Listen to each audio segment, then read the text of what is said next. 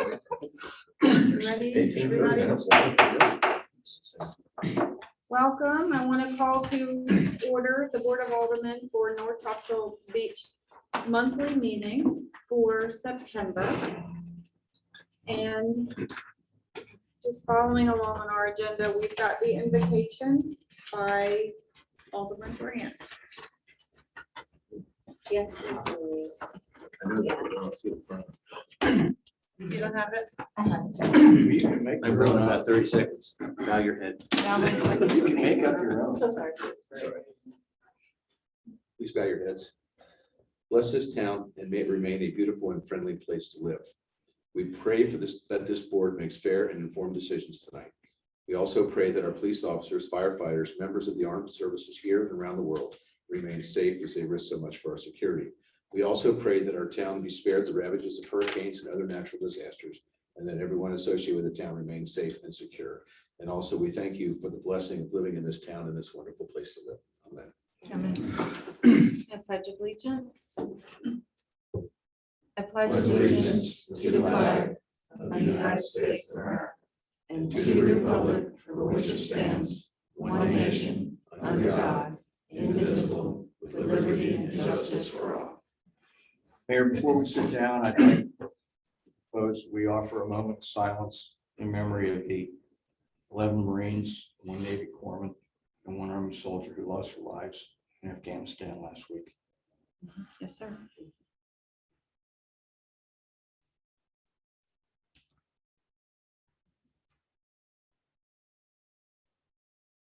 Thank you.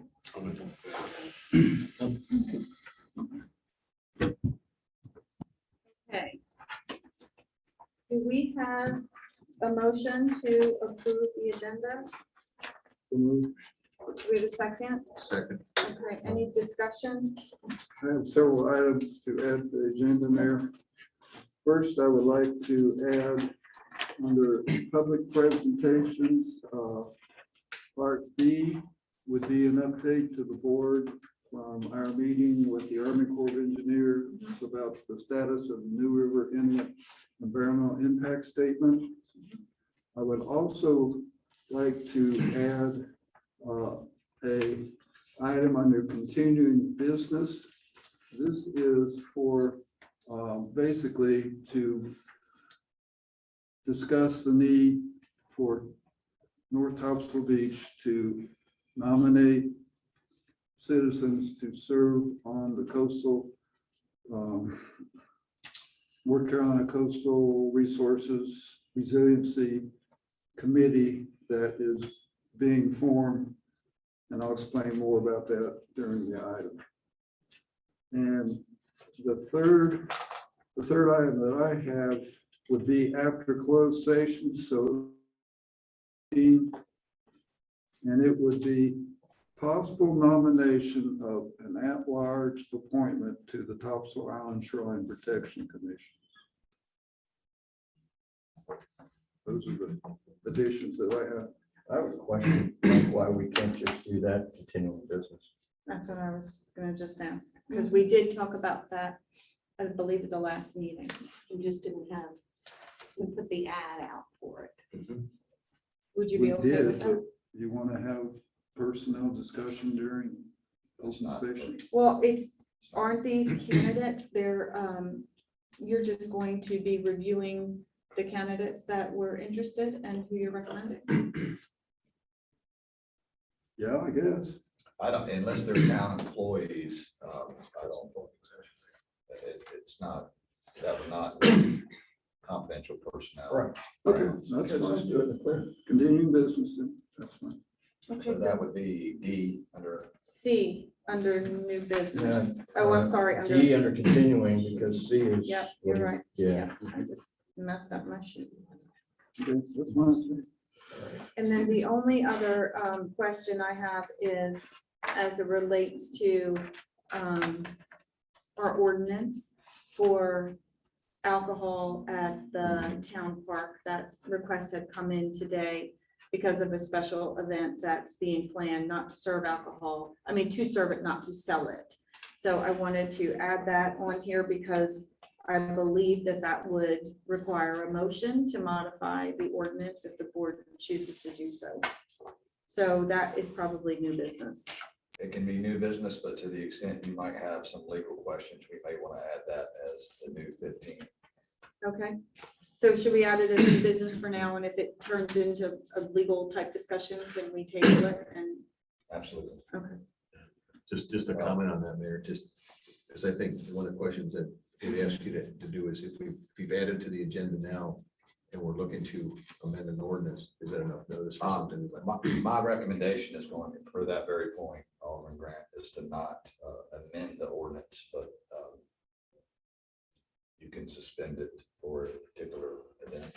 Okay, so if we move to suspend for an event, we would still have time to go through the appropriate process to modify an ordinance should the board choose to do so. Well, if you suspend it, you wouldn't have to modify it for that event. If you Right, wanted to understood, but for modify future it. events. Right. Okay. Well, that is something we'll need to look into too for the parks. That's what I was Yeah. thinking Food too. truck rodeo. Okay, well, let's not get too far. Let's Okay. wait, and looks like we've all got our laptops and Kate did send us some information on that specific event as well. What is the date of that event? And I have to go back to my email. October, It is in October. October 9th. it's Saturday. We have time to advertise. What tax amended in October meeting. Yeah. In light of the, I thought it was sooner than that. We can talk about it tonight. And if you want, if the board wants to actually amend the ordinance, we have time to advertise and take action for an amendment on the October 9th. I mean, prior to the October 9th event, which I don't know which day of the month. Well, the only thing is I know that that particular committee is looking for a yes or no answer as soon as we can give them one, because they may change their end stopping point if they're not able to do that. But I thought you said we could suspend it now. We don't Right. have to. have Right, notice I'm to just saying, suspend. I It don't want doesn't to have hold to them be back all and one say. thing. yeah. Right, we could suspend it tonight. That's my question. The cleaner thing to do would then be incorporate that vehicle. in October. But we can suspend it without going through that process. And Okay, back in City of Charlotte did that one year for fireworks. It led to a lawsuit. The court said you can suspend the ordinance. So Okay, good. do you need me to go through I know we just talked a lot. Do you need me to go through the changes that we made? Are you good? You're good, okay. just need a motion to. Yep, so do we have a motion to approve the updated agenda? I move. Do you have a second? Second. All in favor? Technically, so it's amended agenda. Okay, so the next item is the manager's report, and you seem to be, oh, I'm sorry, do we have anybody signed up? No, I'm sorry. You're trying to confuse me? It's manager's report. That's what I just said. We're gonna go back to you, sir. I got a quick one because I couldn't type very well. Oh, yeah, sure. That's Yeah, well, all that. I just wanted to update everyone on a few things that are going on. Town hall, work on the town hall is still progressing. The roof material is being installed. It stopped for a while because the crew got sick. And then when they started back, there's a portion in the contract that says they have to have an engineer check their installation, so that's been done. They're back on it now. We've moved our projected move into probably sometime in November. And we hope for no further delays. The sheet rock's in, painting is well underway. AC is on in the building. And that will allow them to start the flooring next week. And we've also obtained bids for resurfacing the parking lot outside before we move back in. Holiday weekend, Labor Day is upon us now. Town hall will be closed the Monday the 6th, and Scott's scheduled for the bathroom cleanup and some extra trash up on the north end, next trash collection. Town clerk will begin work Tuesday the 7th, and Kate and Laura are helping with that transition. And of course, Laura's helping us now by Zoom. The town manager position, the packages have been received pending final review by the board. We'll set a date in the near future to hold the interviews. On the COs, another slight delay. They're 100% complete in topsoil. They had to coordinate with the water permit with Onwasa. They expect to start next Tuesday. He just sent me one more message and said they have to get with them to get a meter to put on one of the hydrants. So they're working on that now, and they still hope to start next week. That's it. I believe our lease where we're at right now was for a year and then month to month. So I just don't know if we need to give Miss Parker an update. I know that she's already told me we're welcome to stay as long as we need to, but I just kind of like to make sure she knows that it looks like, I talked to her recently and I told her we were thinking it was going to be closer to the holidays before our building was done. So if one of you all could just reach out to her, I appreciate it. Okay, but I don't believe, Brian, that we require any change to the lease. I'm pretty sure it went month to month, but if you could possibly check and see if we need to do anything. Okay, I will, and I think that we might need to address that in closed session, Okay, which would be appropriate to preserve the attorney-client privilege. okay. I'll make a note. Okay, the next item on the agenda is open forum. Did anybody send in comments or sign up? No.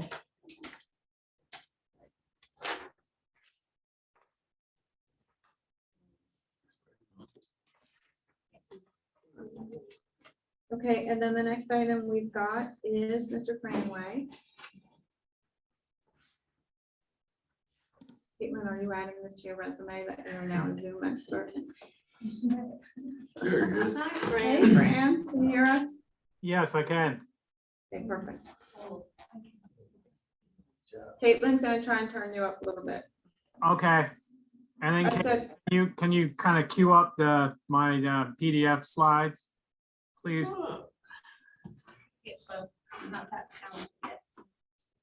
Okay, we can't see you, but we can hear you, Fran, and your slides are up. Okay. The first slide is just a just kind of the cover slide. You can go to the slide 2, please, Caitlin. Okay, you're on side 2. Okay, this is the overview figure of the island.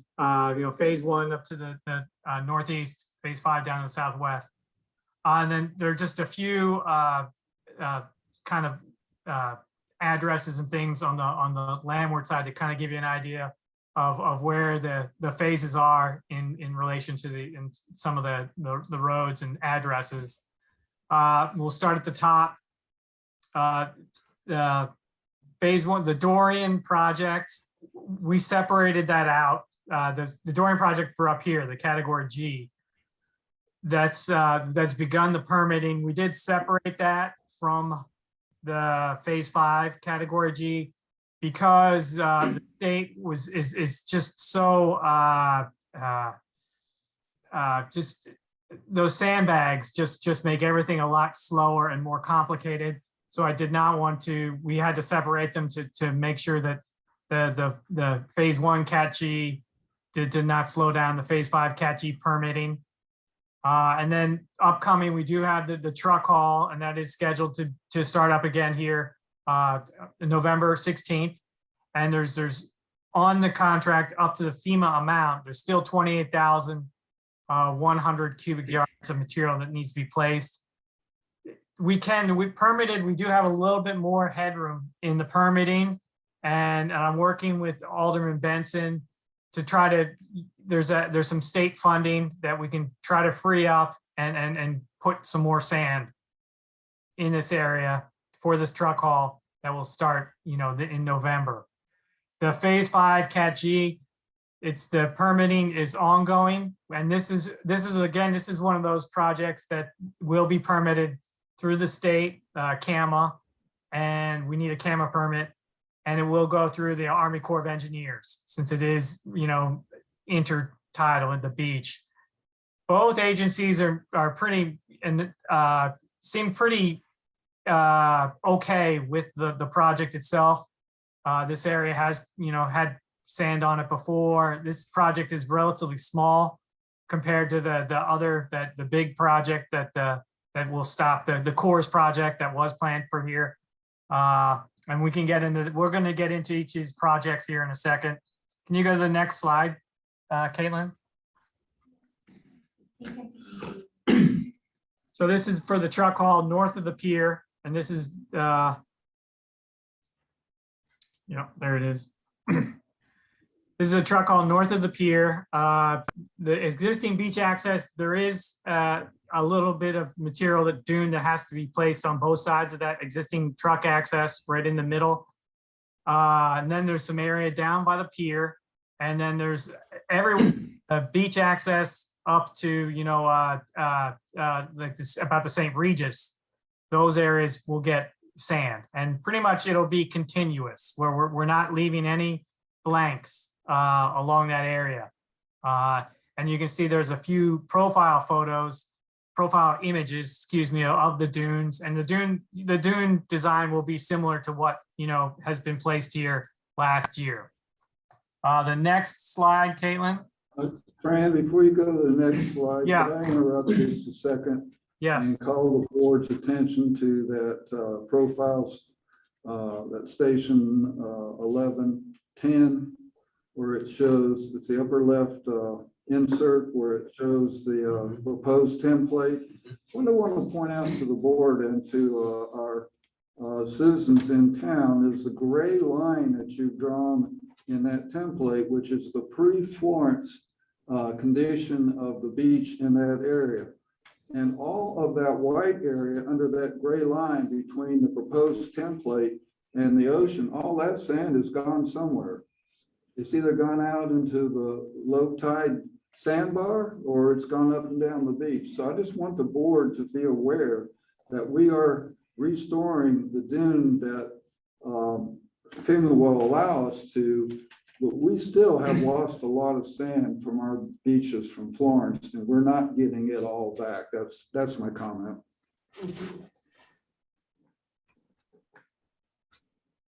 Okay. Over. Okay. And then the next slide is the permitting of the phase 1 and phase 2. These are beach nourishments, not dunes. So and this is that area where the Coastal Barrier Resources Act plays is in play here. And obviously there were some articles just, last week or the week before that they updated the maps a little bit, but it really didn't do much to the oceanfront area. So we're really going to try in these non-Cobra areas.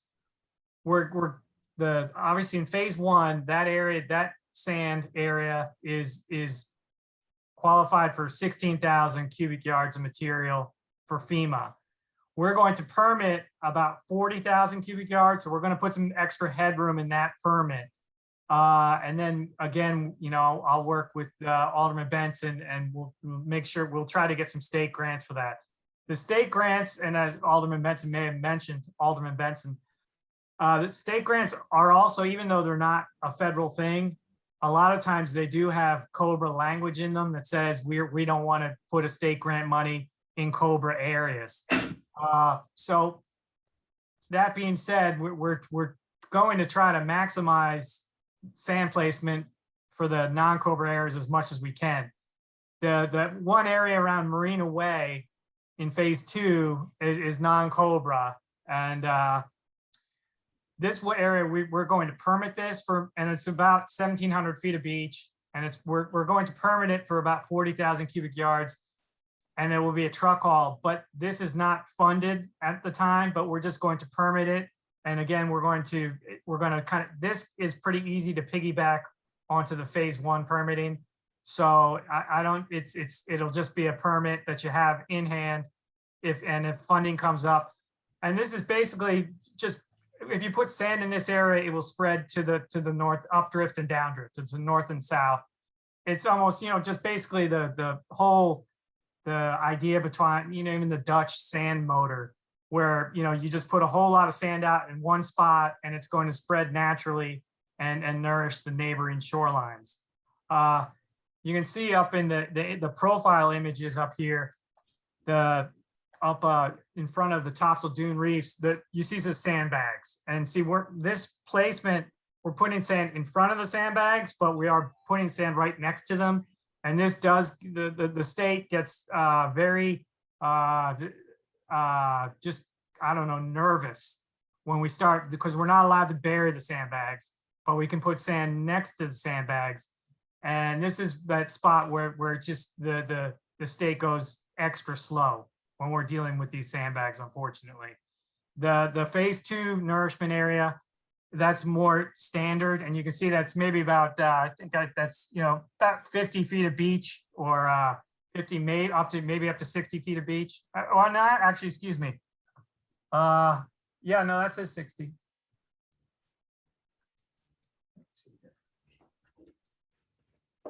So yeah, that, we're placing maybe between 40 and 60 feet of beach, and this will be beach, active beach, not dune. The next slide, please, Caitlin. Fran, I do have a question Yeah. on that. So Yes. this area of beach, it looks like it's Marina Way and Bay Court pretty much in here. Yeah, This doesn't have anything to do, I don't believe, with the recent changes that are trying to be worked through with the Barton Bay Cobra versus federal flood issue, because this area of beach has been federal flood. It's been federal flood. So your thought process is, since it is federal flood, I'm just trying to confirm. You're saying if we have the sand, let's get it here because it is in the federal flood zone. We should have ability to do that, and it should help all of the neighboring shoreline. yes, that's basically, my kind of theoretically is to get the permit. If you can get a state grant to put that sand on that beach, it will nourish all around there. That sand will spread. And then you will have a little section of quote unquote engineered beach. And if another storm came in, then this would qualify for FEMA category G, category G engineered beach from then on. So it's just, and it's just something, and we just kind of put this in, and I spoke with Alderman Benson about that. There's no funding for this again, I think it's just a good to have this permitted and in your back pocket. And if you put sand there, it will nourish the neighboring shorelines. And basically, we're just trying to maximize the non-Cobra shoreline and really try to make that, this is really the only non-Cobra shoreline along the entire North Topsail Beach shoreline that is not Cobra, that is also not engineered beach at the moment. And so my thinking was, basically turn this into an engineered beach as well. And then, so I just have one follow-on question, and I understand what you're saying, and I appreciate that clarification, Fran. Out of all of the condos, I do believe that Topsail Dunes, it was grandfathered through with federal flood. Does that impact our ability to place additional sand possibly in front of Topsail Dunes? Yes, I can coordinate. Who should I coordinate with? Who's got the most accurate? I usually go to the U.S. Fish and Wildlife Service for the Cobra stuff. Is that still the best spot to go? It is. I mean, we could talk offline. I Okay. can give you what I have for them, but my understanding is that complex had been grandfathered through with their federal flood, because 2 of the buildings, I believe, were in federal flood, and then the 3rd one was built, and then that was Cobra. So it's a little bit hairy, and it may not have anything to do with what you're trying to accomplish. But if there's a way that we could possibly use that to our benefit to get some sand in front of them as well. I know they've got some area of struggle also. Okay, sounds good. Is this the 1.5 million potential that we're talking about? I'll take that as a follow-up, and I'll get with you Yep. and Alderman Benson. Yeah, and as Alderman Grant mentioned, that is the 1.5 million grant that we're working on right now. And that could go here, that may not. We could also put that 1.5 million grant just into the truck haul project. So we're and then actually, but then Alderman Benson, it was written that 1.5 million grant was written to only happen in phase 2, but Benson, did they adjust that language so it can go outside of the phase 2, or is it still in phase 2?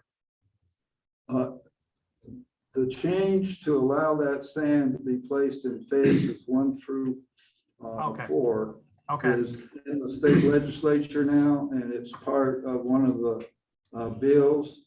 And so when the bill is approved, I think it's part of the funding bill, that big Senate funding bill, then yeah, we would be able to, from that point forward, be able to put that state sand in anywhere in phases 1 through 4. Okay, great. Caitlin, can you go to the next slide?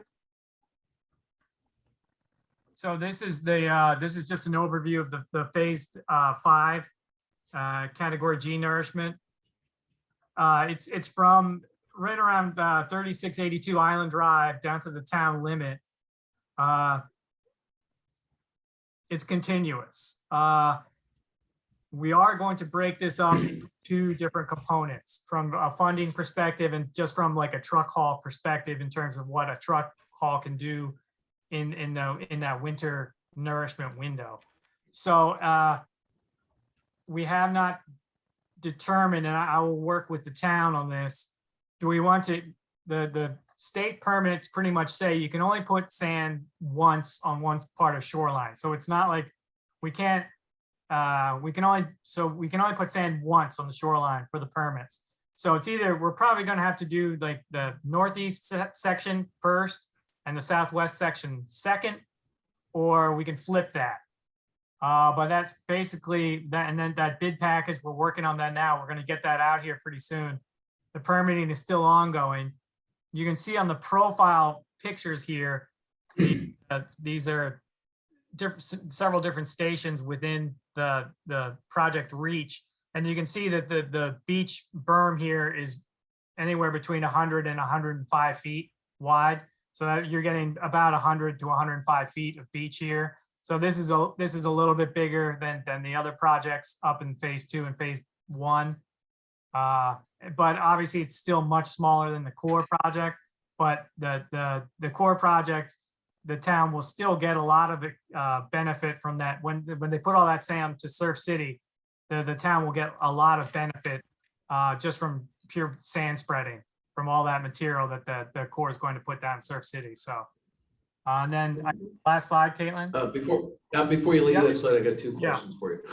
One is, I confirmed with Deb, you've got 3682 as being the northernmost.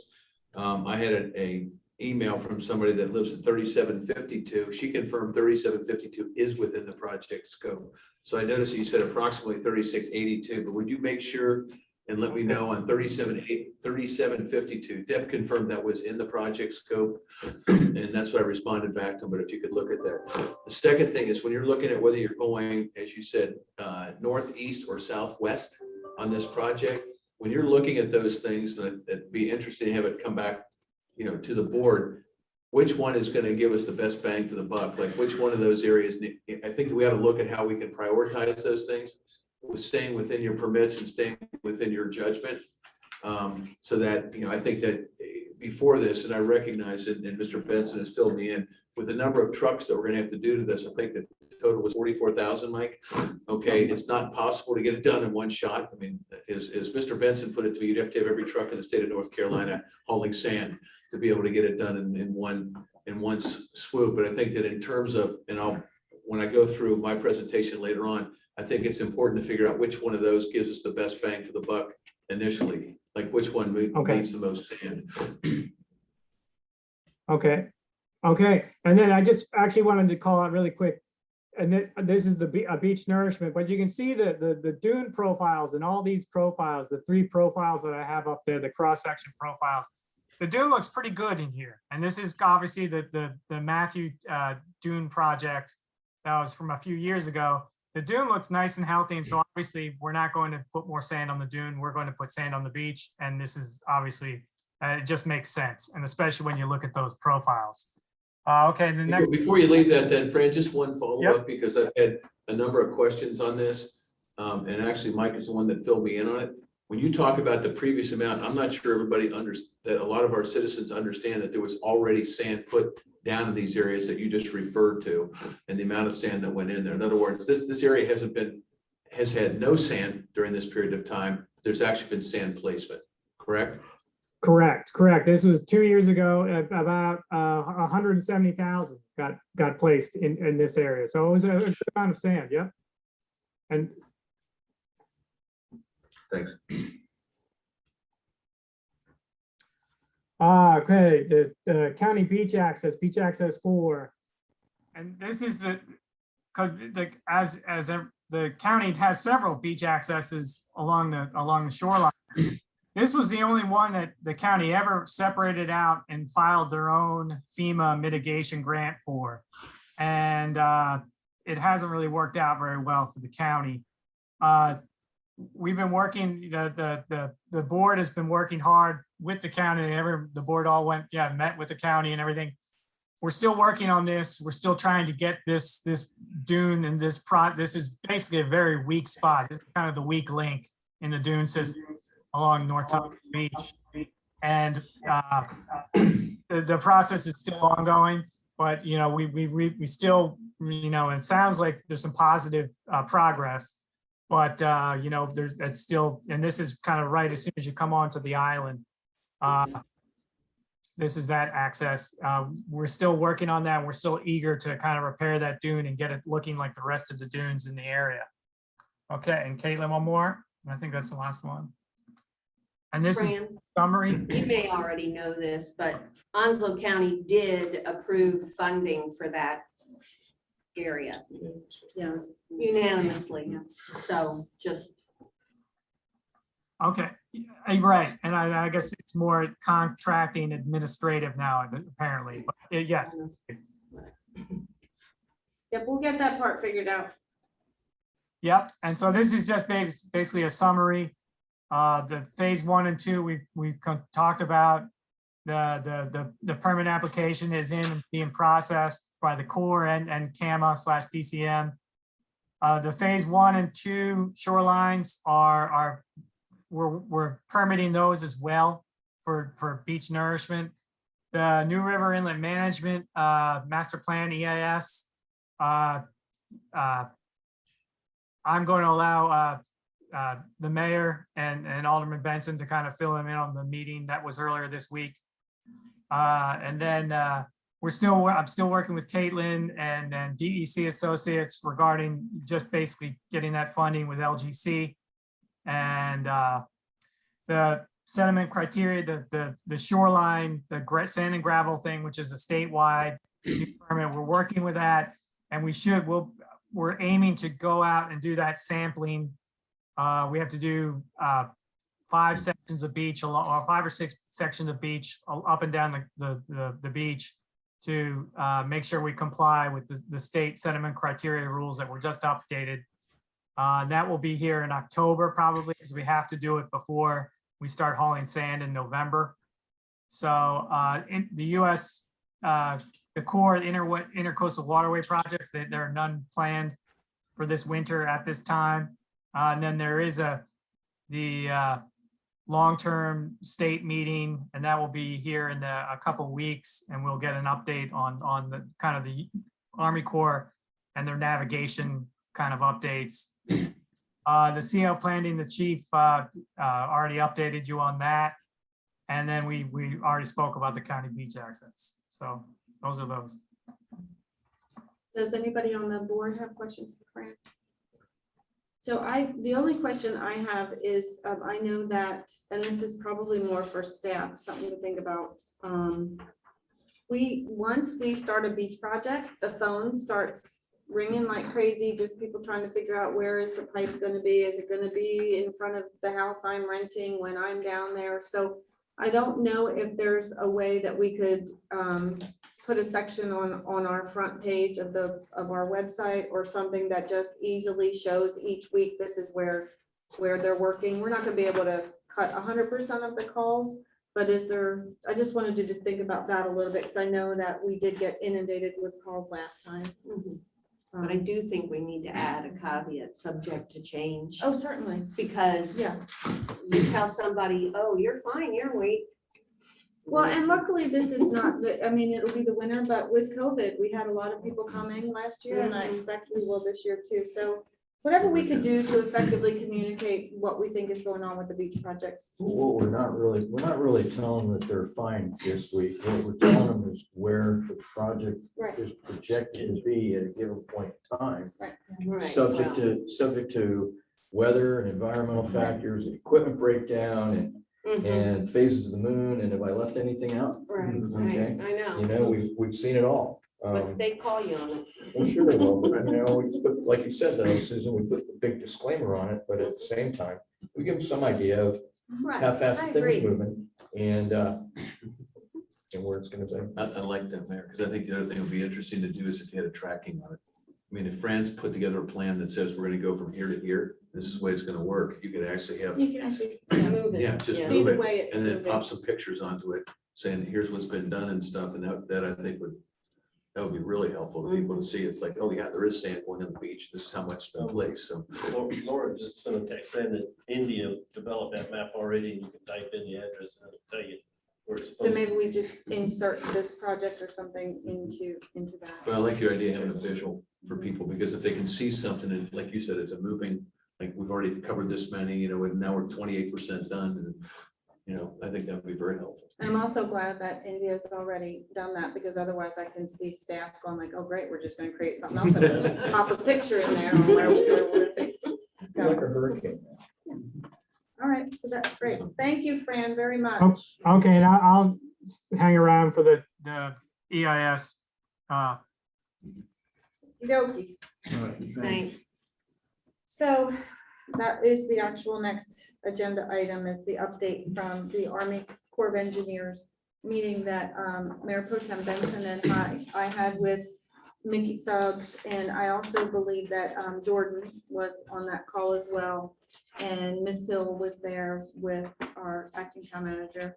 We really just wanted to get back together because I believe we as a board have been struggling a little bit understanding this process, where we are, when are we actually going to see something that's tangible, that's going to give us options that show us what might be the possible best fix for the erosion problem that we have at the north end.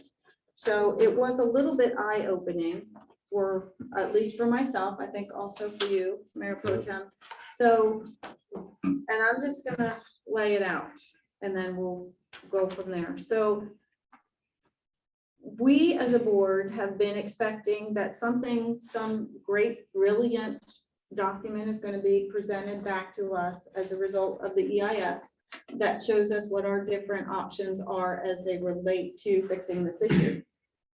The EIS will have some options in it, but they're not going to be explored to the point where it could be a decision-making tool for us as a board.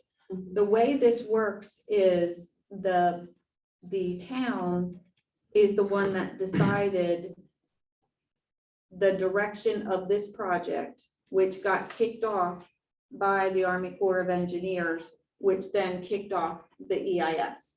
So the town went to the Army Corps of Engineers and said, our desired project would be to implement a terminal groin at the north end of our island based on all of the study results that CP&E had done for us. It looked like it was the best possible fix for the large issue that we have. So that's what has kicked off the EIS. And I believe that that's not exactly what this board was expecting, how this process flowed. So that was eye-opening to me. And it was actually committed back in a letter that was sent in 2018 from our previous mayor and town manager that kicked it off. So do we have any questions on that? Because Yes, yes, sir, go ahead. not so much a question as, but a comment. April, this board sat in this room. And chairs were all going this way. and Mickey and other folks in the Corps Mhm. were sitting about right where Connie and I are sitting. Mhm. And I walked out of the room that night with the understanding, and I think we all did, that the Corps of Engineers EIS was going to provide to us the preferred solution.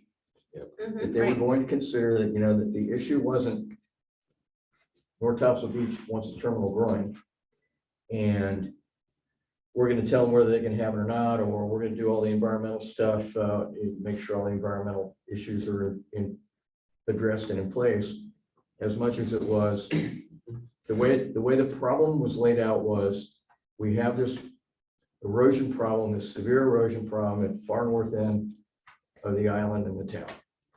And that, my understanding walking out of here was that the Corps was going to review options for us to mitigate that erosion, and that they were going to suggest to us The best the solution. best solution. Right. Mhm. Okay, and I know I'm not the only one who walked out of here thinking that was how this was gonna fall out. Now, as far as terminal growing, yeah, I've been behind it for a long time. But it was, the understanding was, can't use that word because we're at a point where we're still exploring options and solutions. And now what I'm hearing is that, no, that's not what happened. And we're doing something different, or the EIS is supposed to not address that or not point us in a specific direction or even provide us with options. So I'm a bit confused here. Well, Yeah, that's what why was the- that is why, exactly why we had the meeting, because as you explained it, is exactly what this board was thinking was going to happen. So as I was asking Mickey questions about, well, like, what about this, what about this, what about this? It was very evident that we had very different understandings of how we got to where we are today. That was the whole intent of why we sat down last week. But Okay, it was clear as a result of that meeting, to me anyway, that the Army Corps of Engineers does not believe that they are the group of folks that are gonna tell us what our options are and help guide us towards what's gonna be the best fit. They're going through this project, assuming North Topsail Beach wants a terminal growing. They will use some of the other alternatives that were addressed in CP&E's document that was given to us. And I did ask Fran if, when he gets a chance, if he could forward that back out to the board, because I'm sure all our board members haven't seen that. Mhm. But they did not feel that that's going to be what we're looking for. It's not, they're not engineers, is basically what they're, like, the Army Corps of Engineers are more Army on Corps the of Engineers, regulatory. engineers. The folks doing Exactly. this process for us are on the regulatory Regulatory. side. They're not. And look, I know you're just a messenger here, I'm man, just and a I'm not messenger. trying to put you on the spot. But I mean, you look at how those people sign their emails, and a lot of them have initials after their names. Yeah. That, stand for things like engineer. But they're not gonna So- take responsibility for the. So options. Alderman, yeah, I had the same feeling you did until we had this meeting this week, or whenever we had the meeting. These ran together. And I thought, just like you did. But what we found out at that meeting, like the mayor has just said, is that the Corps, the regulatory part of the Corps, starts with what the town The town's requested as their preferred alternative. And yes, they will evaluate other alternatives. Now, let's jump ahead just a second. Well, can I just Before we do, clarify? I've been waiting for him because he had his hand up early on. I'm sorry. Well, the third-party contractors, Talcori and his sons. Right. And they work with the Corps, not for the town. And they come up ultimately with what is the quote preferred alternative. Okay, And so you don't go into it saying, this is what we're doing. Right. You go into it saying, we have an erosion problem at the north end. There's various alternatives. Right. The Corps has to permit that stuff. So that's what all of these meetings to get public and interested party input. And then they, like making sausage, they grind all that up and spit it all out. And then the engineer looks at it and says, okay, this is the preferred alternative for these reasons. But you have to go through all of those steps to get to that point. Except that it doesn't take 4 years to make sausage. Well, but before you And leave I'm that, being, I'm being smart there to make a point. Now, this thing has It's taking dragged a long on. time. It does, and So, obviously but- COVID, and I'm not using that as the you're the only one not using it. well, I'm saying that in reality, that slowed the whole world down. So whether it's justified to take as long as it's had now, I don't know, but given the public nature of the input meetings, that has extended this. But theoretically, that's what this is all about. It's not, we want to do this, and then you just check boxes, okay? They hired Dow Cordy as a third-party contractor working for the Corps. Right, let me follow on with where I was going. Well, I am just saying these things, Fran, weigh in if I'm wrong, if you can hear me. And You're Fran, right.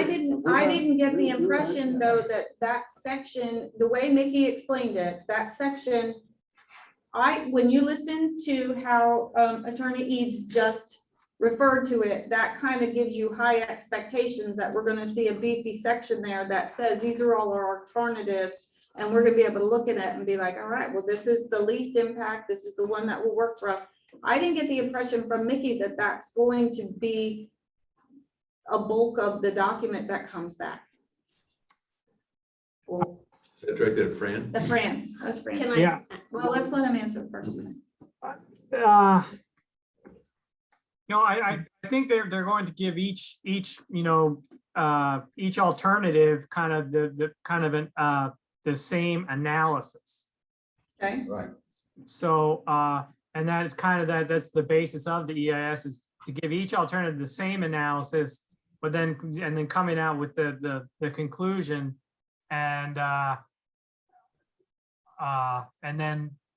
maybe some additional kind of discussion on the conclusion, but it is, like what Mickey kind of said was just incredibly nuanced, it seemed, where he was trying to say the report that we did, ATM, based on the CP&E modeling and work, where we picked up their work and kind of continued with it. We have that preferred, and the board, we have our preferred alternative, and we've done the analysis. And now, the Army Corps of Engineers is taking that analysis and looking at every single alternative and putting it all through each one through the NEPA process. And then coming out with the conclusion. And then those EIS reports are just humongous usually. So it's tough to really say that, one section has more analysis than the other when those reports are just so large. okay. Sure, if I answered your question. Comments though. down here. Never mind from me. Let me just put it in simple terms so I can understand it. Are we getting, what I'm concerned about is we get something from them that just says groin or nothing. And I think what you're saying is that's not the case. As long as we have the options to look at, all right, then I'm fine with the way that it's going forward, whether understanding it's one way or another. But My the only options concern are- is, What you're gonna get from the Army Corps is the documentations to allow the town to apply for a permit with the state to build a terminal groin. That's what you're gonna get from the EIS study. but no other option. Or not. They're going to have alternatives, and that was the point I was trying to make a few minutes ago. So when this final EIS is done and it's published, and like Fran said, it's several hundred pages long, Ocean Isle Beach has been going through this process. And their final EIS was released a few years ago, and they were taken to court, district court and then circuit court, and both courts upheld the EIS result. And so Ocean Isle now has the permission to apply for a permit from the state of North Carolina to build a terminal groin based on that EIS study. But what I want to emphasize here, in that final EIS, there were 5 different alternatives. Each were analyzed by the effect it would have on the environment, how major effect it would have on the environment, and the cost of it. And the preferred alternative turned out to be the terminal groin. But there were like 5 other options that were offered and studied through effects on the environment and the cost long-term of doing one alternative versus another. Just one quick follow-up, and then in that, when there were 5 alternatives, let's just say that instead of the terminal groin, the tom groin, the tom solution was out there, and it was cheaper and it was easier to permit. Would they still say that the groin, because the town wanted it? Is that still the preferred, or would they come back and say, even if this town, even if North Thompson preferred a terminal groin, we think the better alternative is the tom solution? Do they do that, or is it When only, or at they're the only end- saying, at they're only the end- analyzing ours? No, at the end of the process, the town will or will not have documentations to allow us to apply for a permit. Whether we apply for a permit is up to the board at that time. Okay. Okay, or the board could decide to use one of those other alternatives. That's It my might not be as cost effective as the groin, if it turns out to be the most cost effective. That's, with And the that, most effective. that's fine.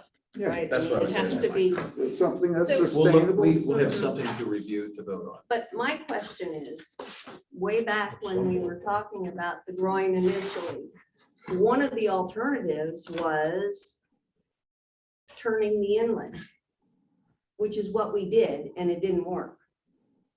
So that's already one It that, didn't work as anticipated, so. well, So All right, so I there's think- a lot of history here. So We we're- don't really want to. No, but so all I- I just want to make a couple key points. So the first thing is for all of us on the board, Fran is going to send out the CP&E report. So everybody has a better idea instead of just trying to guess what's, in there, and refresh our memory. What are the different options that were even submitted to the Army Corps of Engineers for consideration along with the groin? The only reason I brought this up today is because I was very taken back and surprised that it was us that initiated the project, saying that that was our preferred method. I was understanding we would be receiving information from everybody that said at the end of the day, after the EIS, here's what we've got, kind of along the lines of what Alderman Leonard said. So I just really wanted to bring it up to make sure we were all on the same page moving forward. There's an election in November. I don't believe it makes, this is my personal opinion, makes any sense to stop anybody from doing anything, because we don't have any deliverables in hand yet, and it's taken us this long just to get anywhere. So if again, the decision to move forward or not move forward with that type of a structure or solution is not going to be made between now and November.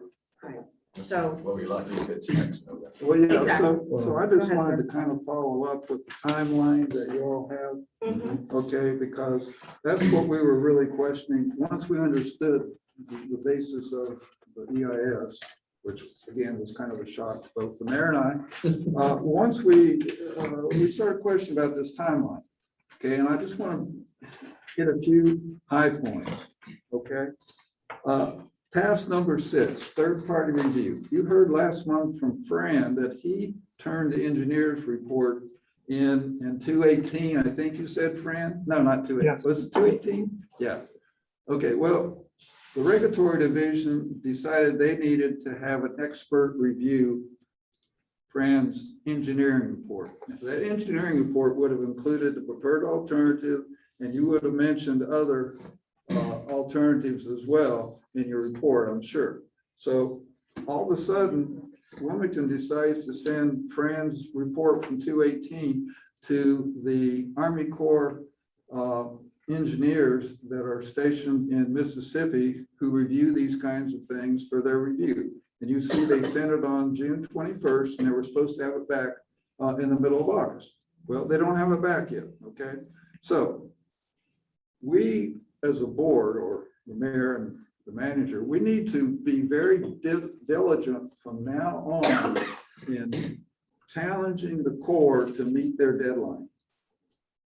Because we haven't done that in the past, and that's why we've lost months, if not years, on this process. And just to make a point, Ocean Isle Beach got their final EIS in 6 years. All right, we officially started with 219, and this is 3 years. almost to the day from 219. And we're no closer to having our final ES than we were really back then. So my point is, this preliminary drafts, step number 7 that I highlighted in yellow, I added internal working document. I'm used to, when somebody says a draft, I'm used to having a document I'm going to look at and have put comments on, but that's not what this is. It's internal for the Army Corps. And these scoping meetings that they're having with interagency groups, those scoping meetings, those interagencies like Fish and Wildlife, Marine Sciences that has oversight of anything biological off the coast of the United States, so forth, anything environmental. They say in these scoping meetings what they expect that document to have. Those agencies don't review the preliminary draft. They just say what you should put in there to the regulatory people in Wilmington, okay? So they're not even going to proceed with this preliminary, finishing the preliminary draft until they get that engineer's report back from Mississippi. So that's why I'm saying we got to stay on top and make sure that the Army Corps, you know, is following along the timeline so that we get this thing moving. So the first public comment is in December, okay, for a month. And if people have looked at the notice of intent in the Federal Registry that'll be published, then you can make a comment, whatever your comment is, about the EIS study that's going on. And then the other yellow highlights as you look through the rest of the timeline are when the public can comment on that status. So there's a preliminary draft, what they're not finished with, and then there's going to be a draft EIS, that's the DEIS lines. And that's when the other agencies will actually look at the document, make sure that the Army Corps did put in the requirements that these other agencies had for the environment and so forth, the cost study, so forth. And then there's a final EIS. Okay. So as long as we don't end up in court, I would say that we will have this timeline completed, even though it's showing the 23rd of 2023. 2023. I think it's going to be at least 4 more years after that. I think we're talking about probably 10 years from 219 before we're going to be in a position to know whether we're going to be able to get a permit for a burning lot. So I think that a lot of the controversy that's going on amongst the board and on social media right now, it's way ahead of the ball game because we're nowhere close to being able to for a board. It won't be this board unless we stay in office for the next 5 years, 6 years, that actually decides to vote to build the groin or not. So I think So- Alderman Leonard.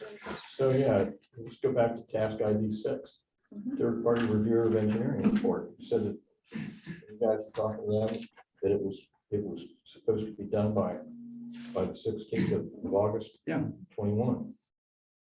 Did they say why it wasn't? So I asked Mickey, I said, you know, I mean, if we're gonna do start you holding have- people are you speak to like- the collective fire. are you like the master sergeant? Do you give these guys demerits for not having their No. report back on time? He says, well, no, not really, but we do kind of encourage them. So we encourage Mickey to get this report in at that There's- meeting on Monday. There's nothing that's going to happen to them if they don't get it back within a time. So we can continue to do what we need to do and reach out to Mickey, but I did not get any impression that they're just gonna say, hey, Tom, you know what? You haven't gotten that back to me yet. Well, you know what? They just had a big storm down there. Well, yeah, I in know. Mississippi. sure. I know. They got a built-in Yeah. excuse. Another one. Mhm. Yeah. First it was So COVID, now it's Didn't this. we have an What is it next? Global original, warming? didn't we have an original time for comments?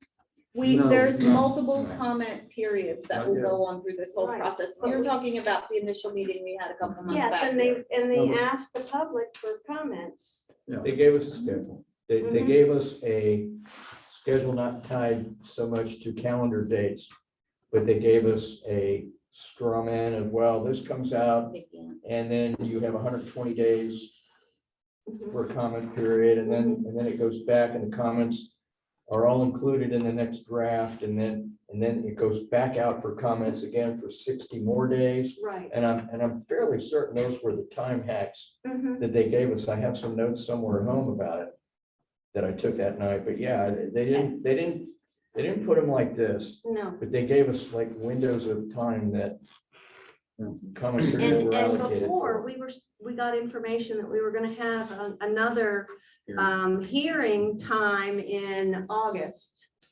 So hopefully sometime in September, but I do believe that we need to have item number 6 completed first, Well, here's what I think.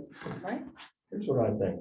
Are these their dates that they provided to the town, or these dates? Where did these dates come from? These dates came from the third-party contractor who was working on the EIS for the Army Corps. Okay, And it was just updated so, last month, yeah. to We're be honest. paying. so did they come through the Corps of Engineers? They were Yes, created they by the did third come party. through the They Corps of came Engineers through to the us, Corps of Engineers. the to mayors. us. They requested this Okay. timeline. And that's So- what we see. So maybe what we need to start doing is involving people like Congressman Murphy and his staff to try to get us to maybe help the Corps of Engineers in Wilmington get on the ball by maybe getting some pressure from the Corps of Engineers in Washington DC. Exactly, and that point Okay. was discussed in our meeting with Mickey. Yes, it was. It was. Because, the word I want That's to our- use that's that our- describes all this is a compound word, and it starts with the letter B. And that's as far as I'm going to go. Well, and that's our only alternative as a community. We're at the mercy of the Army Corps. And yes, we could ask our congressional delegation to assist us in We gotta do something. helping this. But right now, I think where we are is, let's make sure that they get that third party review of the And engineering report back so they can move along. We really want them to have the scoping meeting in December. That's the next big thing. They've got to have the scoping meeting in December, because if they don't, it's just gonna, the longer that scoping meeting, this is item number 11, longer that's pushed back, nothing's being done, basically. So the other eye-opening item for me, and I don't know if it was for you, Mayor Pro Tem, but I have been asking about these public comment periods. There's a lot of residents that are either for the groin or against the groin. They have strong feelings one way or another. They've done research. They want to share that opinion with someone. So I said, who do they send their comments into? Evidently, it's us. So the town of That's right. North Topsail Beach represents the citizens of North Topsail Beach, which I understand, but they want us to collect all of that feedback. They're not waiting to hear from anybody directly. I That's thought right. that they were supposed to communicate directly with the Corps. That was That's my I understanding. mean, Right. because otherwise, we get some emails that are not like what we want. Right. We So just forgot. Lost that one. item 10 is where the public can have direct input to the court. It's a Okay. 30-day window, it's supposed to start December 2nd, which is my wife's birthday, through January 1st. But other than that, they're expecting that we, That the town collect these comments, because the comments that the town would collect for people on social media and say yeah or nay, well, that's to influence the board, how we vote in the future. Well, like I said earlier, we're not gonna be the board that's voting, probably, or some of us won't be. Not in 10 years. Because I'm too old to be on the board in 10 years. Do we just ignore the address that we had to have people send comments to? What address? Well, it was on an email a long time ago, and they were collecting comments and you could send them during that in. previous I open. thought that went to the comment Corps, period. though. That didn't go to us, did it? No, it didn't come to us. No, what's the Corps? Yeah, What's the Corps? so I mean, It was during an open comment period, a 30-day window of Yeah. open comment. So as Mr. Benson had mentioned during this next public comment period, we should have some type of email address or something to share with the public so they can get it in there. But other than that, if somebody has a comment about it, we need a way as a town to be able to gather it all up.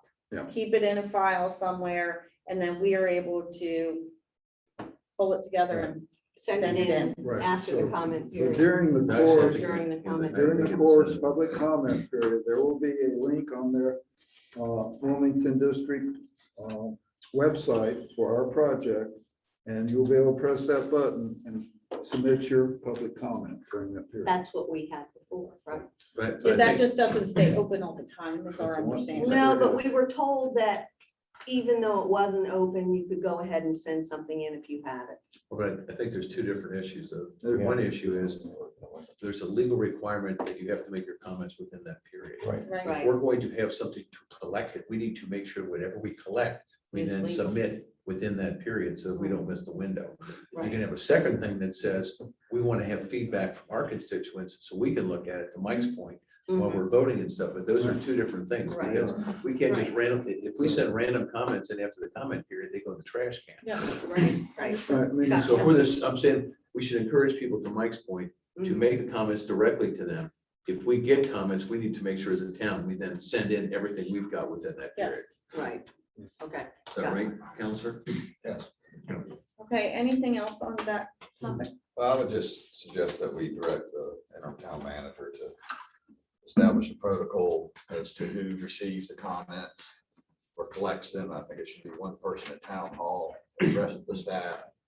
If they receive comments, they need to know to forward them to employee X. Yep.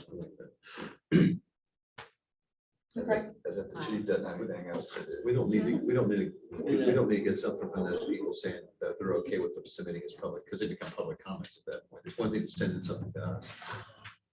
If we're gonna forward it to the court, we don't need any kind of release to these people, because that's, we're asking it. No, it's a public record. Right, then we're fine. Unless it's a town employee about a personnel matter or from me. So it's already a town record, so it's It's fine. already public record, yeah. Okay.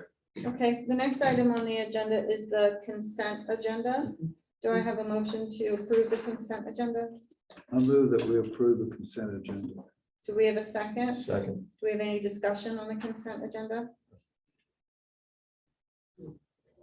So do we have all in favor to approve the consent agenda? Aye. And I do personally want to thank all of the work that went into getting all of these minutes done and getting us up to speed on where we are. It's greatly appreciated for everybody that has worked on that. Okay. Next item is continuing business. So Alderman Grant, we have you down for an update on the Capitol and Yes. Beach. Let me start with just a couple of comments, and it's going to follow up with what Fran was talking about.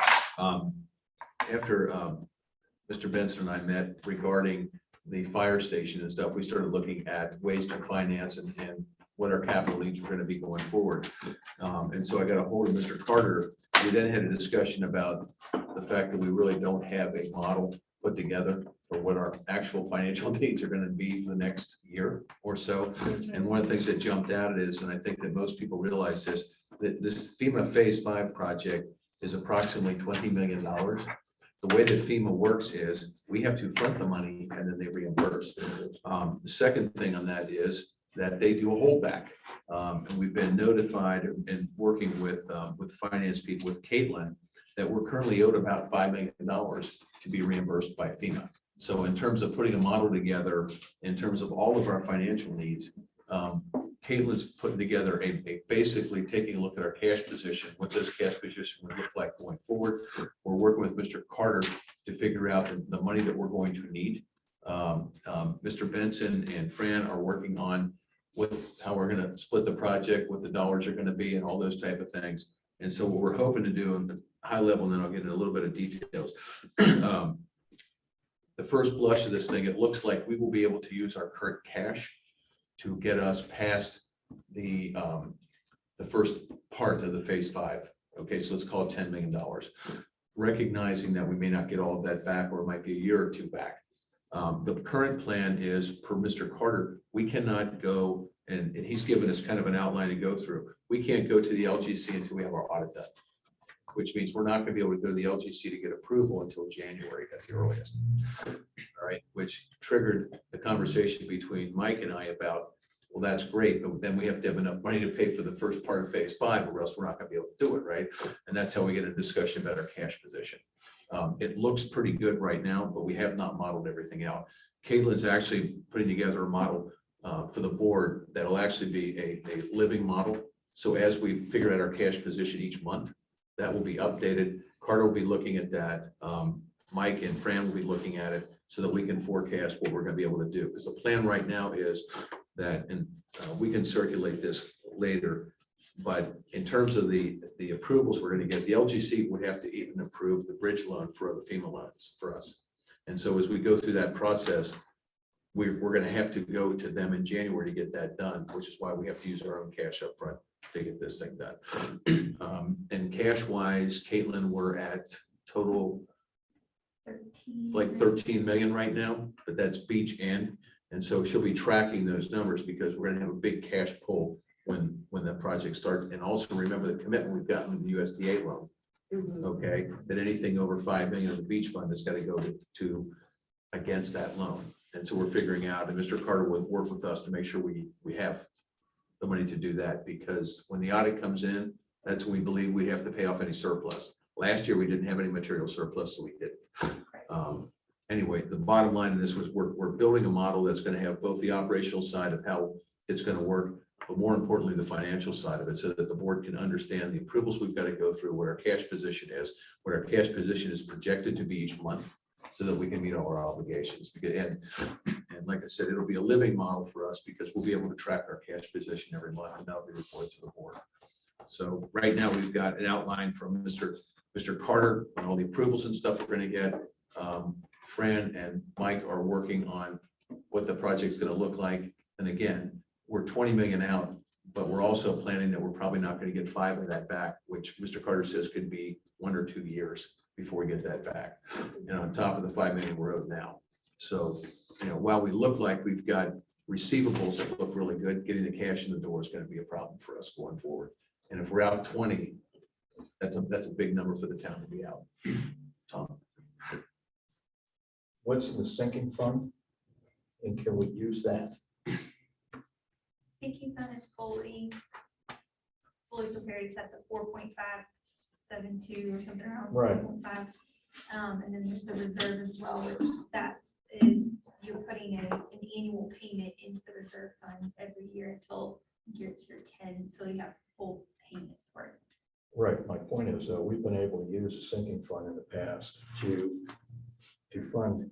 And we're looking at that. Yeah, I'm just wondering if that had been Yes, factored into all of your. it is. And the other thing that Mr. Carter reminded us during the phone call is very simple, is that we are not allowed to initiate other beach projects until the USDA loan is paid off.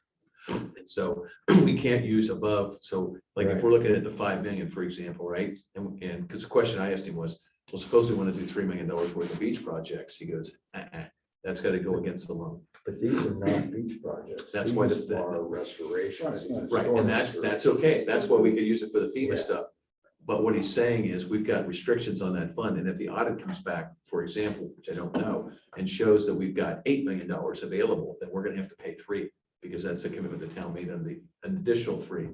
And that's being modeled into it now. The other question I had was the requirement to go to the LGC for approval for a bridge loan. I'm And it's- surprised. I don't think we did the last time. We did. Did we? Yeah. Okay. Well, I didn't remember. So I have 2 questions. Okay, just real quick, the reason is, and I'm just looking at his memo real quick. Because of what we're using for this, it's not, we're using the FEMA reimbursement as collateral. It's the bridge loan that we have to get from a bank to do that, because we're not using the, and if you know, we talked about it before, if we did the other, we'd have to demonstrate that we have revenues to pay this off. Okay, instead of having to do that in the full faith and credit of the town, we can use the FEMA reimbursement as the collateral on the loan. Okay. So go ahead, Joy. So we do an audit every year. We can't use last year's audit. We have to wait for this year's. That's what he told us, yeah. Okay. And then the only other thing I would just caution us as we, the sinking fund, Mhm. we do always also consider that if there is another hurricane. I know.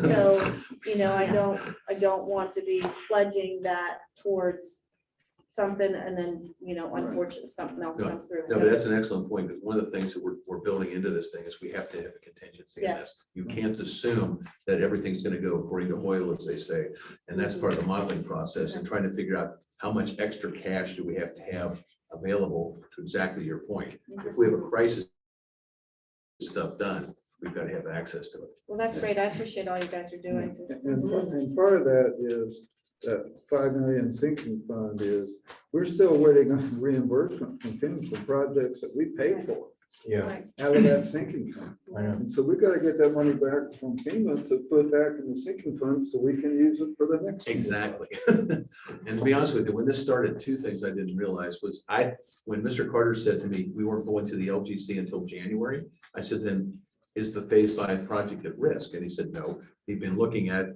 the cash and we'd be able to bridge it ourselves without having to go, which was good. But the other thing was the use of funds and what our limitations are in the USDA loan to make sure that we're not, because to Mike's point, if it comes back, if the audit comes back, and we should have a bigger surplus this year in there, knock on wood, that's money we can't count on. That's gonna have to go to pay off. Now, could we try to go back to them and get a waiver, and try to, cry that we need the money for the FEMA stuff? Maybe, but I think we're gonna try to model it in a worst case type of thing, which is with a contingency in it.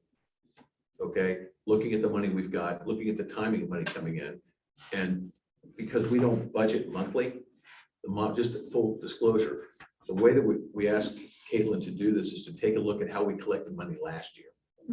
Okay, and just assume that's what came in, because, for example, we all know property taxes come in basically the first 6 months, right?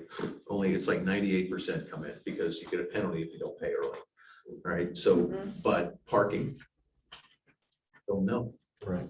So anyway, And then occupancy tax. and that's the other, because we got a bigger kick, and to be honest with you, I think, and again, this is the assumption that I'm making in this thing, and we're still working through it, is if you look at last year and kind of how money came in, hopefully we should be able to collect. Remember, we got more coming in this year because we increased property taxes too. So we should have a little bit more money, but I don't think we want to count on it in the budget for this Okay. purpose. All right, thank you. Next is Alderman Meyer and Alderman Tuttle for the Parks and Rec Committee outline. Connie and I met and talked about our Parks and Rec Committee, and I know you wanted expectations for staff and all of that in there, but we're really just starting to get moving on this. And we came up with our purpose, and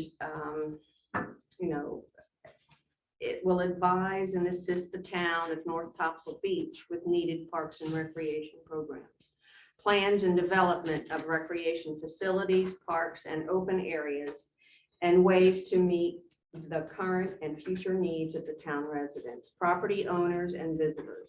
The Parks and Recreation Committee will work to strengthen the community through recreational and entertainment opportunities for the entire town. And we thought it would help bring the south end and the north end in, because we can use Rodney Knowles Park and do some things there, and use our town, the Richard Peters Park, and just come up with a lot of ideas. And they're listed on your paper there. But we also wanted to have an advisory committee that would consist of 7 members, 5 residents and 2 at large, who would apply through the town's website. A chair and a vice chair would be appointed from among committee members. The members would serve for 3 years, after which time they could apply to be reinstated.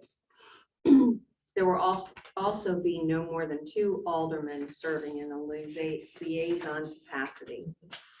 And of course, we would like to begin advertising the committee for members for 30 days, and after which time appoint members and choose meeting times and dates, a mission statement and goals. And we listed some possible projects. Y'all can read them. So that's where we kind of wanted to start. And I just have one question.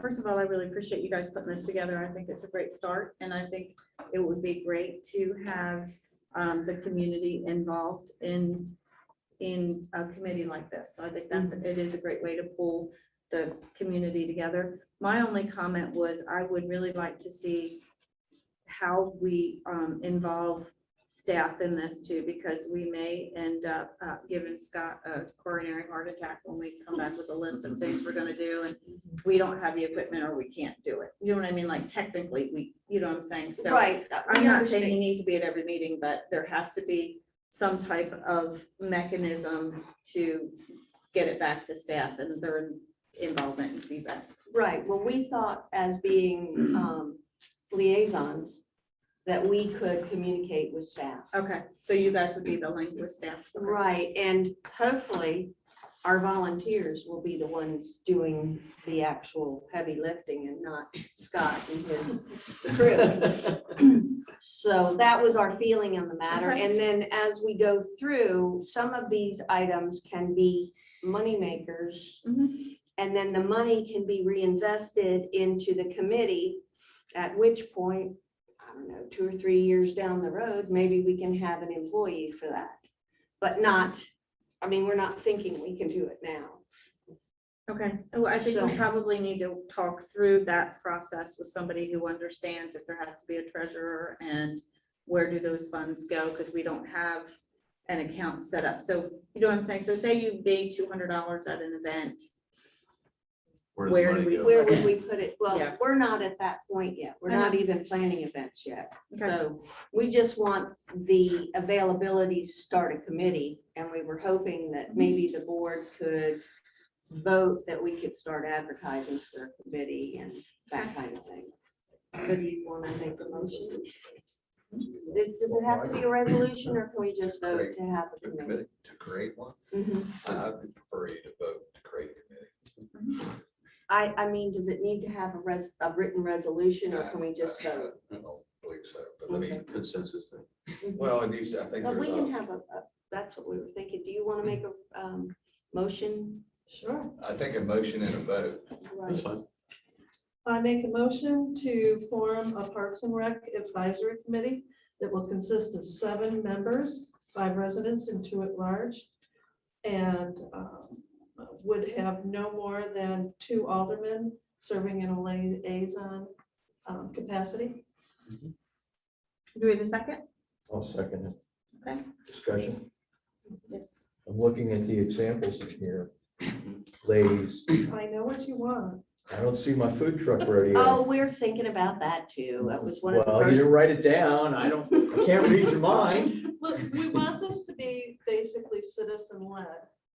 Mhm. So that we have, and we'd like people from all over the town.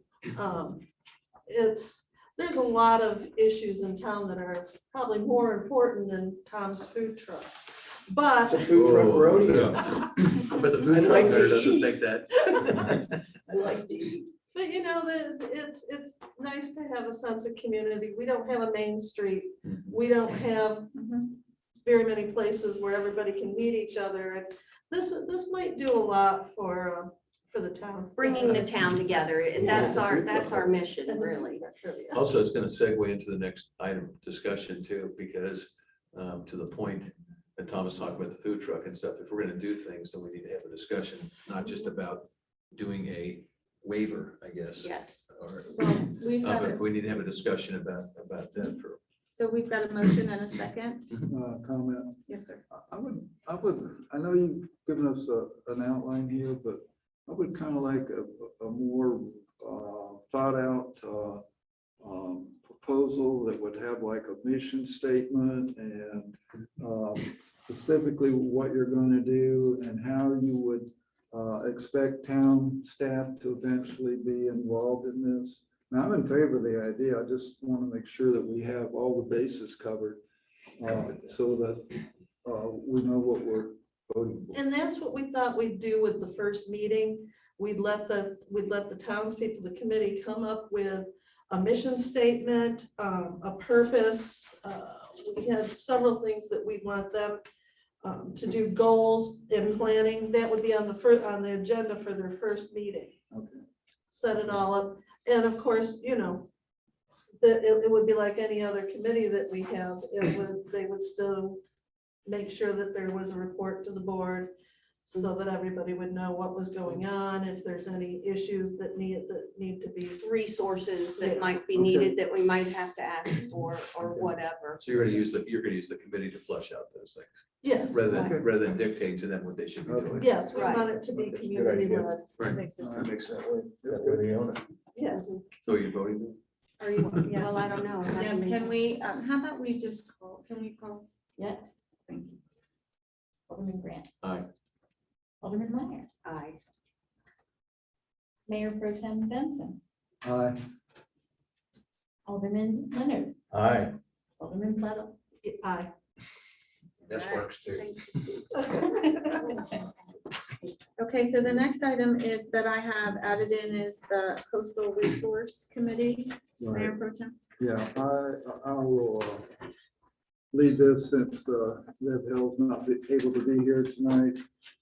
I think you had maybe brief time to see the background. This comes from, basically from the grant that the Tops Island Shrine Protection Commission applied for the North Carolina Division of Coastal Management Resilient Coastal Communities Program. And we had our last Shoreline Protection Commission meeting last Thursday, and this item came up, and we're at the stage of where each town needs to nominate the members from their town for this community action team. And so the background here, Deb has laid out in the document that you have before you. And so basically, all we're asking for at this time is permission to put out a call townwide for citizens that would like to be a part of the community action team dealing with resilient coastal communities program. And I will say that the Shoreline Protection Commission is going to be a nucleus of this committee. So the three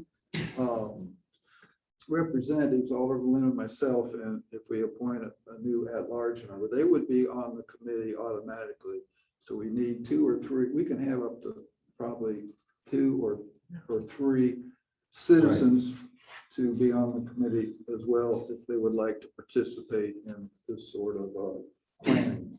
And it's just a planning program. There's no money to actually do anything. It's just to plan stuff. So what you were looking for is a vote or a motion to be able to advertise for the representatives to join this committee. That's right. Okay. So do we have a motion? So the motion would be to request nominations, request applications from citizens for the NCDCM Resilient Coastal Communities Program to join the Community Action Team as a representative from North Topsail Beach. And I think I had one. A second. Is that just No, for, just, that was just for you. for clarification, when you say seek nominations, are you directing staff to advertise? To post it. Yes. This would be, we have applications online for all different committees. This would be one of them we will need to get on there. Update on. Opposed, you want to advertise for Yes. the position or just put the application on the website? That's what I meant. You're posting on the We website. need to advertise it through the Sunshine List, I think. I mean, I just want to make sure. It's not gonna be it's not gonna be like a legal notice. Right, It's right. just going to be a request, But you want townwide request. it to go out, not just be posted on a website. Right, when they go out in Sunshine. Chief, you need any clarification? All right, so Alderman Grant made a motion. Do we have a second? I'll second. All in favor? Aye. Aye. Okay. All right, and then the next item would be the nomination for the Topsail Island Shoreline Protection. Andy? Mayor Pro Tem? Okay, I'm gonna ask Alderman Leonard to talk about the candidates that we've considered and kind of what our recommendation to the board is. We had two candidates that we considered that had specifically applied for the at-large membership position. And gentlemen, you talked, what was the gentleman's name that you spoke to? Michael Paul Elko. Okay, and I spoke with Fred Fontana, who's also a member of our planning board. And consultation with Alderman Benson, we are prepared to forward Fred Fontana's name to the board for consideration for nomination to be our at-large member for Topsail Island Shoreline Protection Commission. Just a quick, so he is the one that's already active. Yes. Okay. So that was a motion? No, No. we need a motion. That's what we've done. Okay. That's the recommendation. That's what we, that's our recommendation is the two board members on the Shoreline Protection Commission to the remainder of the board. Okay. So I move that we adopt the recommendation of the committee with respect to the individual that they're nominating for that. And I second. All in favor or Aye. discussion? Aye. All right, new business. Resolution opposing the U.S. Fish and Wildlife Services proposed designation of the critical habitat unit NC5 for the red knot. Okay, I hope that you've all had a chance to read through the resolution. I don't plan to read through it.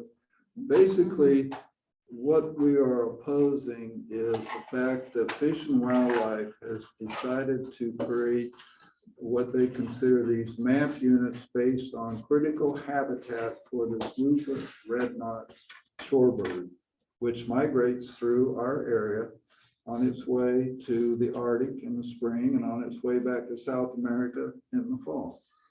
And the reason that we are opposing this is because it's going to allow Fish and Wildlife to add another layer of regulations on the local communities as to what we can do on our beaches.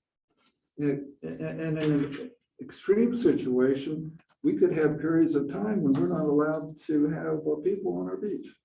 That could be an extreme outcome of this proposed rule. They have all kinds of exclusions that are listed, and this proposed rule is several hundred pages long. But that's just an example. So Topsail Beach, when they did their dredging project last winter, they actually had some restrictions put on them from Fish and Wildlife about the red knot because it's on the threatened endangered list species. So they did have to make some accommodations. But you know, saying that we are opposed to these critical habitats, we're not opposed to conservation. Our town is very conservation minded. We have it in our Camel Land Use Plan. We're a turtle sanctuary. We have the piping plover. That's another endangered species on the island. So, you know, we support conservation. We just think that this bureaucracy is kind of over the top, trying to add a layer of regulation that we can accomplish our nourishment and our conservation efforts without having to be restricted by this proposed rule. And I believe your recommendation, as you just mentioned, falls in line with Topsail Beach as well as the Shoreline Protection Committee. Well, Carteret County is opposing it. I will say,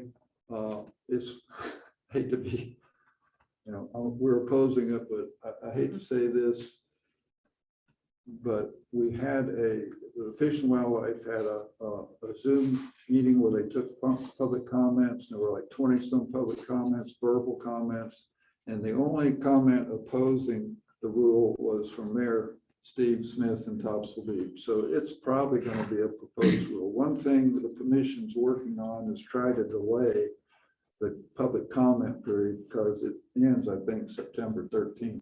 Okay. So we need to, if we're going to pass this resolution, it needs to get submitted to Fish and Wildlife through their portal for public comments right afterwards if we do decide to approve it. Well, earlier today, I got an email from Kathleen Rowley, who's the executive director for SC Byway, with a copy of a letter to the principal deputy director, U.S. Fish and Wildlife Service. It was signed by Senators Tillis and Burr and Congressman Rouser and Congressman Murphy opposing this thing. And I forwarded a copy to everyone right as the meeting kicked off here. So you have that as well. So, my only point to that, Mike, is clearly we're not alone here. And we've got basically all of our elected officials at the Washington level also trying to weigh in on our behalf here. So that's helpful too, especially when you're dealing with a federal agency. But I agree with you 100% though. We need it. So do we want to make a One, motion? I just got one comment or question. Is it my understanding too that we're not a nesting area? We're just a stopping point for these birds, Or right? rest area. A rest area. Yeah, Rest so area. it's not even like we're disturbing their nesting area or anything, That's the just so that we let. They fly 1,000 miles at a time. Mhm. Yeah, I mean, they don't pull into a rest area for 1,000 miles. Imagine having kids like that. In the car. I know. Are we almost there? There's a feeder. Can we stop? Okay, I just wanted to make that point so that, for the public comments that might come in, that they know that. Just to follow up on her comment, though, we're not the resting area. We are one of many resting areas. There's like 120 map units from the Gulf of Mexico all the way up through Maryland.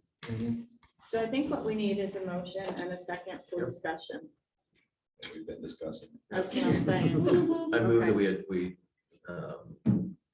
adopt the resolution proposed by Mayor Pro Tem Benson regarding the U.S. Fish and Wildlife Service proposed designation of critical habitat unit NC5 for the Roofer Red Knot. Do we have a second? I'll second. Any discussion? All in favor? Aye. All right, the next one, I believe, Mayor Pro Tem, you're gonna present for Ms. Hill was the Right. resolution in opposition to the environmental budget provisions included in Senate Bill 105. Right. Let me just give you a little bit of background. Senate Bill 105 is normally the state legislature's appropriation bill. So the billions of dollars or millions of dollars the state is spending is, from the Senate's point of view, is outlined in that bill. And what has happened is a whole bunch of policy statements have gotten added by these different committees to that appropriations bill. One of them is a policy that would allow North Topsail Beach to use sand in phases 1 through 4. But there are some other provisions in there that we need to consider seriously and oppose.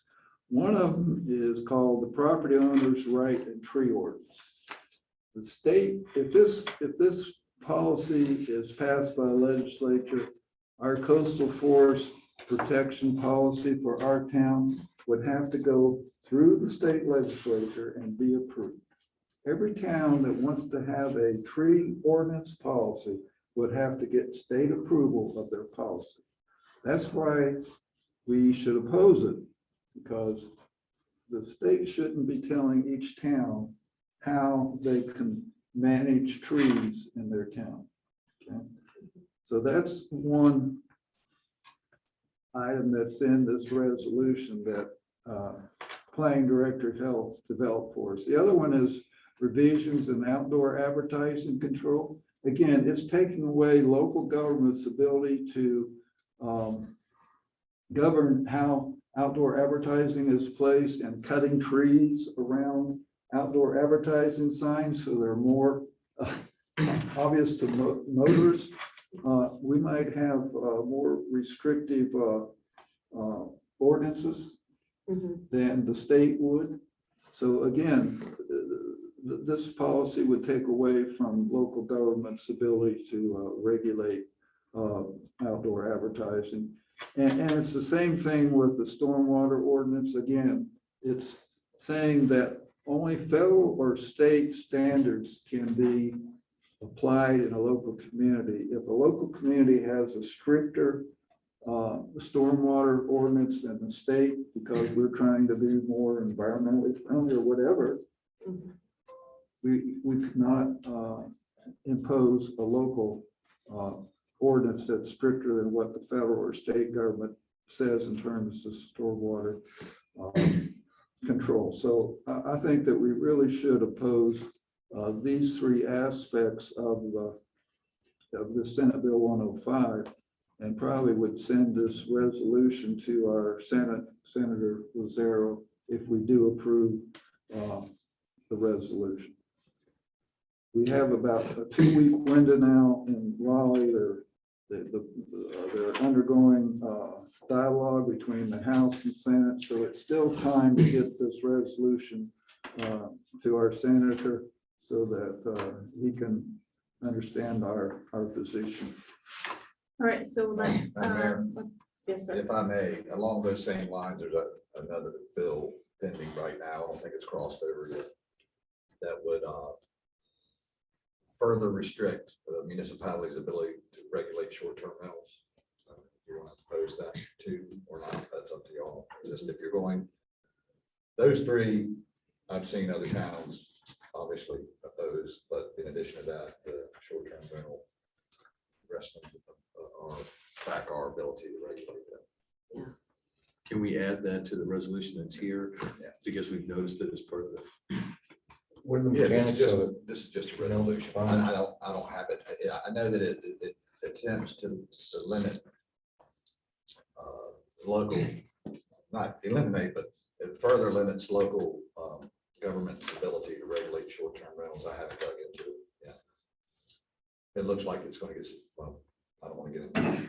But we'll Like stay when we had COVID and we limited short-term rentals, Well, that kind of emergency, thing. no, emergency powers are different. Mhm. That kind of stands on its own. So here's my thought. If we approve this thing, if we make a motion and second, approve this as it is, we're gonna have time between now or and crossover, or are we gonna run out of time to add, to do this in October? That's why I was asking the question. You can, since this is just a resolution, you could add to it, and then Madam Clerk can type, or clerk or acting clerk. Well, she's got to sign in front of her. Can add a sentence in any other proposed legislation that would limit Okay. local government's ability to regulate short-term rentals. So do we have a motion? That Includes includes, that language. okay, that includes. What he said. Okay, do we have a second? Any additional discussion? All in favor? Aye. Okay, next item that I have is the town ordinance change. So, I thought we were going to talk about that after closed session to the extent there were legal implications of that. okay, all right, I just have to make an arrow, that's all. Hey, Mayor, I did it. I got it, okay. All right, so then we're on the attorney's report. Well, actually, that last resolution addressed what I was going to talk about in open session. Those bills that affect, or proposed bills that could affect municipal power. And it's been adequately addressed, so I don't have anything else to add. We have things to talk about closed session. For the mayor's report, I'll be brief. I just wanted to thank everybody who's listening in or those in attendance today. I did get some positive feedback on the mayor's report that I'm trying to get out on a monthly basis. So that is something I've been wanting to do for a while. So it's at the top of the list. And I just want everybody to understand that what I am sending out is an update from the board. So it's a very collaborative effort, as I'm sure you've heard tonight. with the different committees and the amount of time that everybody is spending to try and work through every issue. So if you have questions or comments or things that you want answered, please go ahead and email me and we'll make sure it gets on there. And then for the Alderman's report, I think I'll start with Ms. Tweddle, because Tom's gonna be long, so he's gonna go last. Well, did you see my paper? No. All of that? Well, I'll make it short. I'm gonna give you a nest report on the turtle, Okay, on the turtles. The Topsail Turtle volunteers are no longer walking the beach in the mornings in search of turtle tracks or nests. But they will still be on the beach at night monitoring the nests, probably until the end of October, maybe a little later, probably not too much though. We've got a total of 103 nests on Topsail Island, and one was actually found this week. A green turtle south of Surf City, just south of Surf City.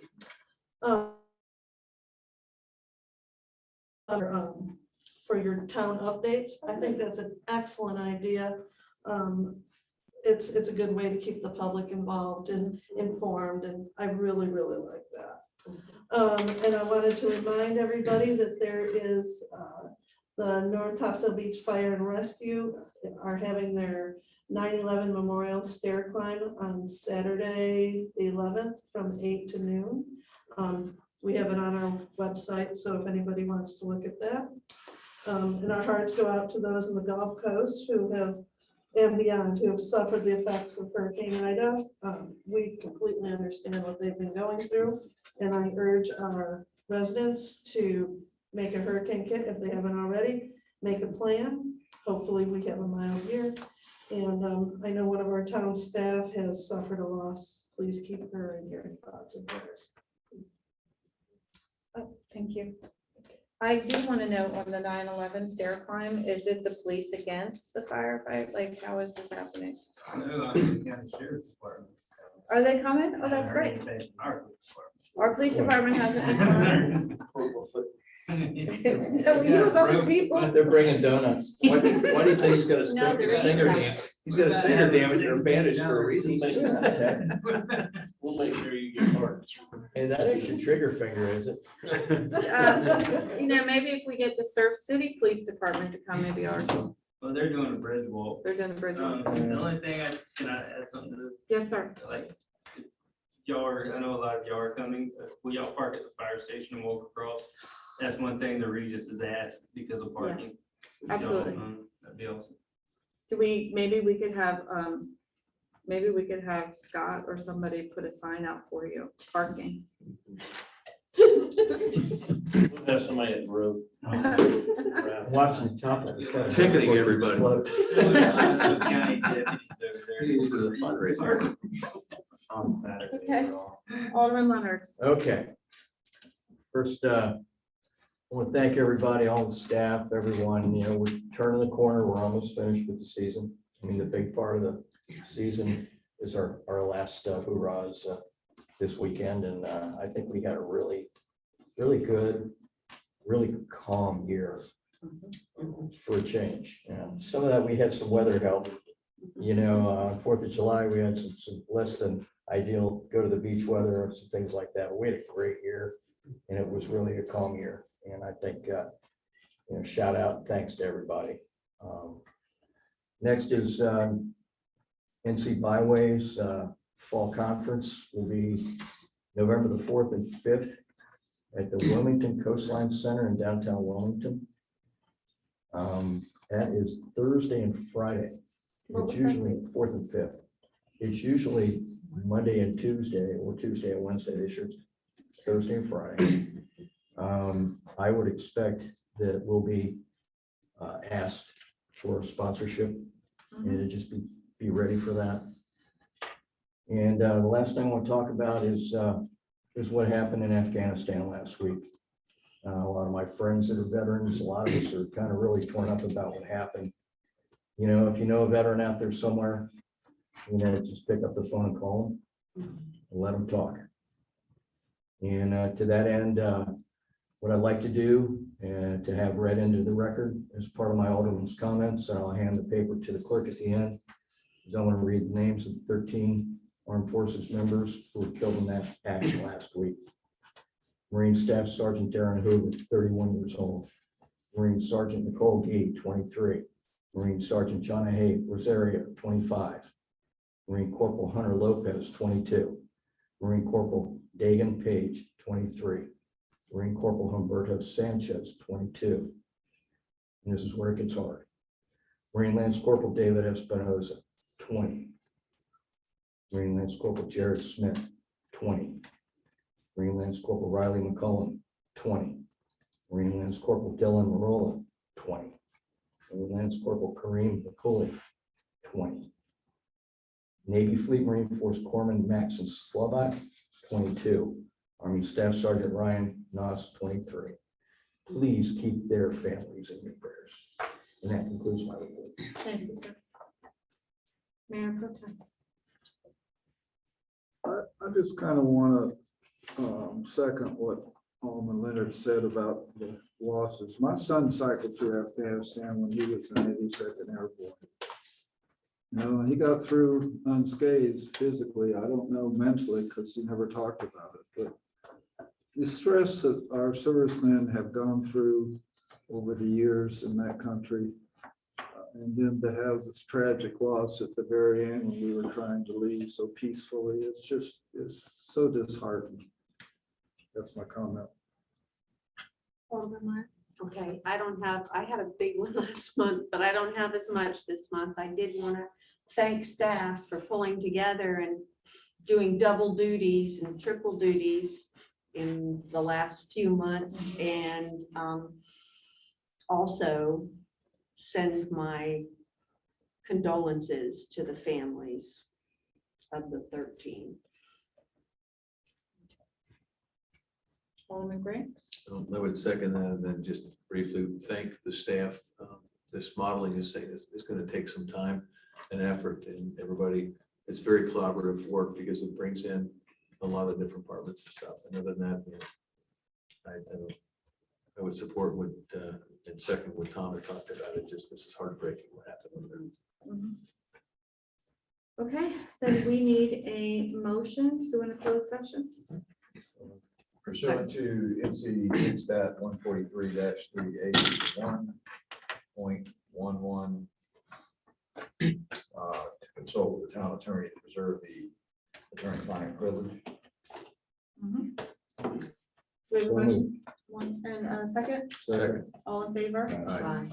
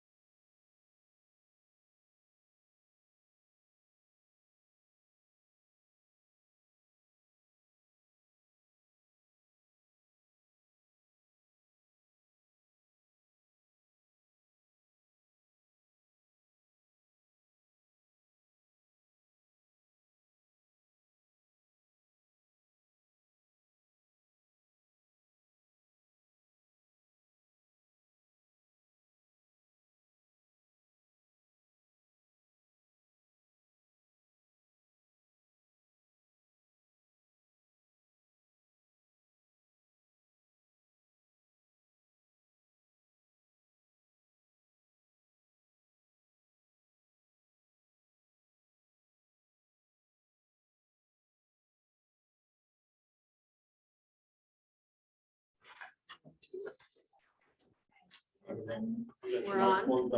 Okay. Yeah, it's green. So do we have a motion?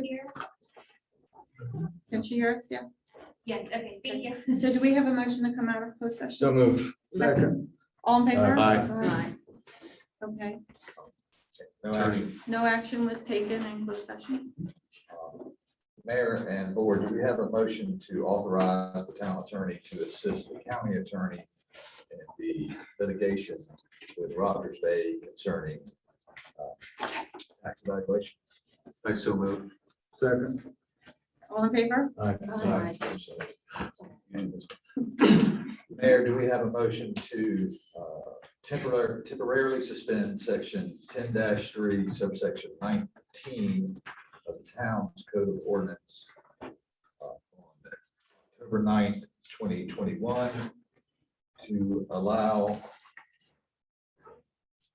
the sale and or consumption of alcohol for the Cycle North Carolina Mountains to Coast Ride event that is going to end at the Richards Peters Park with the following conditions to that motion. The applicant for the special use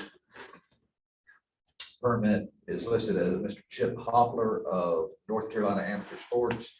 He's the one that made the request, so that whoever is serving the alcohol has to acquire all applicable ABC permits. They must submit a completed special event permit application, as the one we have received thus far is not complete. That the insurance requirement of subsection 5 on page 3 of the special event permit application include that the town be both named and endorsed as an additional insured on their liability policy. And that whoever is selling or providing the alcohol take reasonable steps to ensure those consuming the alcohol do so in a reasonable and safe manner. So moved. Do I have a second? Second. All in favor? Aye. And I believe on that, Chief, are you gonna follow up with that gentleman? Thank you. Chief, and it's important, being named, a lot of times people will give you a certificate of insurance that'll say that you're named as an additional insured. But unless the underwriter endorses that, it's meaningless. So we need to be named and endorsed. Section 5 only says name.